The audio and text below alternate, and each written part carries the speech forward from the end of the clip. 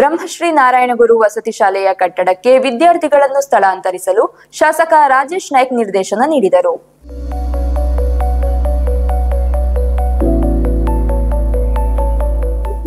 ದಕ್ಷಿಣ ಕನ್ನಡ ಜಿಲ್ಲೆಗೆ ಮಂಜೂರಾಗಿರುವ ಏಕೈಕ ಬ್ರಹ್ಮಶ್ರೀ ನಾರಾಯಣಗುರು ವಸತಿ ಶಾಲೆಗೆ ನೂತನ ಸುಸಜ್ಜಿತ ಕಟ್ಟಡ ನಿರ್ಮಾಣ ಕಾಮಗಾರಿ ಬಹುತೇಕ ಪೂರ್ಣಗೊಂಡಿದ್ದು, ವಿದ್ಯಾರ್ಥಿಗಳ ಅನುಕೂಲತೆಯ ದೃಷ್ಟಿಯಿಂದ ಶೀಘ್ರ ಹೊಸ ಕಟ್ಟಡಕ್ಕೆ ಸ್ಥಳಾಂತರಿಸುವಂತೆ ಬಂಟ್ವಾಳ ಶಾಸಕ ರಾಜೇಶ್ ನಾಯ್ಕ್ ಉಳಿಪಾಡಿಗುತ್ತು ಅವರು ಹಿಂದುಳಿದ ವರ್ಗಗಳ ಕಲ್ಯಾಣ ಇಲಾಖೆಯ ಅಧಿಕಾರಿಗಳಿಗೆ ಸೂಚಿಸಿದರು.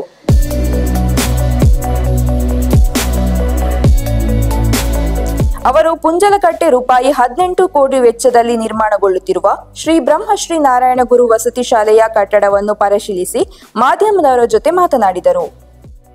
ಈ ಭಾಗದಲ್ಲಿ ಒಂದು ನಾರಾಯಣಗುರು ಶಾಲೆ ನಮ್ಮ ಒಟ್ಟು ರಾಜ್ಯಕ್ಕೆ 4 ಸ್ಯಾಂಕ್ಷನ್ ಆಗ್ತದೆ ಅಂತ ಆಯಿತು ನಮಗೆ ಬಜೆಟಲ್ಲಿ. ಆಗ ದಕ್ಷಿಣ ಕನ್ನಡ ಜಿಲ್ಲೆಗೆ ಒಂದು ಕೊಟ್ಟಲ್ಲಿ ನಾವು ಬಂಟ್ವಾಳಕ್ಕೆ ಬೇಕು, ಅದು ಬಿಲದಬೆಟ್ಟಿಗೆ ಬೇಕು ಅಂತ ಕೇಳಿದಾಗ ಎಲ್ಲ ಬಿಲದಬೆಟ್ಟಿಗೆ ಅಂತ ಕೇಳಿದ್ವಿ ತಮಾಷೆಗೆ, ಎಲ್ಲ ನಿಮಗೆ.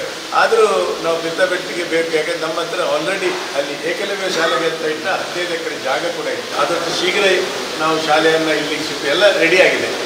ಆಲ್ಮೋಸ್ಟ್ ಈಗ HP ಪ್ಲ್ಯಾಂಟಿದೊಂದು ಮಾತ್ರ ಸಣ್ಣ ಕೆಲಸ ಬಾಕಿ ಇದೆ.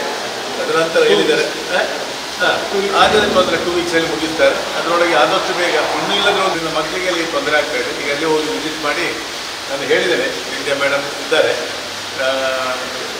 ಅವರಿಗೂ ಹೇಳಿದ್ದೇನೆ ಆದಷ್ಟು ಬೇಗ ಶೀಘ್ರ ಶಿಫ್ಟ್ ಮಾಡಿ ಮತ್ತು ನಮ್ಮ ಫಾರ್ಮಾಲಿಟಿ ಅದನ್ನು ಉದ್ಘಾಟನೆ ಮಾಡುವಂಥದ್ದು ಮತ್ತು ಮಾಡಿಕೊಳ್ಳುವ. ಈಗ ಸದ್ಯಕ್ಕೆ ಒಂದು ಶಿಫ್ಟ್ ಆಗಿ ಮಕ್ಕಳು ಒಳ್ಳೆಯ ಜಾಗಕ್ಕೆ ಬರಲಿ, ನಂತರ ಅದು ಮಾಡಿಕೊಳ್ಳುವಂತ ಹೇಳಿದ್ದೇನೆ. ಅದರಿಂದ ಆದಷ್ಟು ಶೀಘ್ರ ಮಾಡ್ತಾರೆ ಅಂತ ವಿಶ್ವಾಸ ಇದೆ. ನಾವೆಲ್ಲರಿಗೂ ಈ ತಾವುಗಳು ಅದು 18 ಕೋಟಿ ಪ್ರಾಜೆಕ್ಟ್ ಅದು.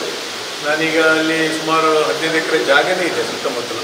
ಈಗ ಫಾರೆಸ್ಟ್ ಡಿಪಾರ್ಟ್ಮೆಂಟ್ DF ಹತ್ರನೂ ಮಾತಾಡಿದೆ ನಾನು. ಆ ಸುತ್ತಲ ಜಾಗನ ಚಂದ ಮಾಡಿ ಒಂದು ಒಂಥರ ಅದಕ್ಕೆ ಸುಂದರ ಒಳ್ಳೆ ಟ್ರೀಗಳನ್ನು ಅಥವಾ ಗಿಡಗಳನ್ನು ನೆಡುವ ಮುಖಾಂತರ ಅಲ್ಲಿ ಮಕ್ಕಳಿಗೆ ಕೂಡ ಒಳ್ಳೆಯ ವಾತಾವರಣ ಇರಬೇಕು.